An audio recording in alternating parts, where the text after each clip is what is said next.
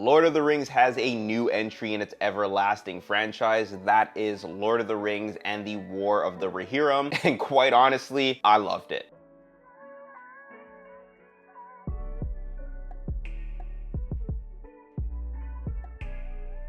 In Lord of the Rings fashion, the film starts off with a classic narrative to let the audience know that this film is going to be about an unsung hero. This hero, the protagonist in which the film is on, her name is Hera, and she is the only daughter of the King Helm. She is said to be beautiful, strong-willed, and adventurous, all traits that are highlighted in the film very early on. Like all prestigious daughters in such times, Hera is proposed to and she wants absolutely no part in that life. What she does want is to see the world and fight along her father and her two brothers when the time comes. And the time does come, the time of destruction and vengeance. What this film does well is from the jump we are drawn into the immersive world of Middle-earth, and I might be a little biased when I say I loved it even more given the fact that it was in anime. I feel like there's so much more you can do with anime compared to live action, and the War of the Rohirrim does not hold back when it comes to the lore or the storytelling. On top of that, the director is Kenji Kamiyama, the man behind Ghost in the Shell standalone complex and my top 3 anime, Eden of the East, which actually makes a lot of sense when paying attention to these textures, and Kamiyama tends to work on projects with a strong woman, and that's Hera. It was quite disappointing to see how empty the theater was, and I was even talking to some of my friends about this, and they were even on the fence about watching this film. But honestly, War of the Rohirrim was really entertaining, action-packed, and stays true to the Lord of the Rings lore. In fact, it's set 183 years prior to the events of the trilogy and has decent amount of Easter eggs that connect to it. I do recommend watching this film and not simply looking at it as another Lord of the Rings film, but rather a standalone film in that universe that offers a lot of depth all the same.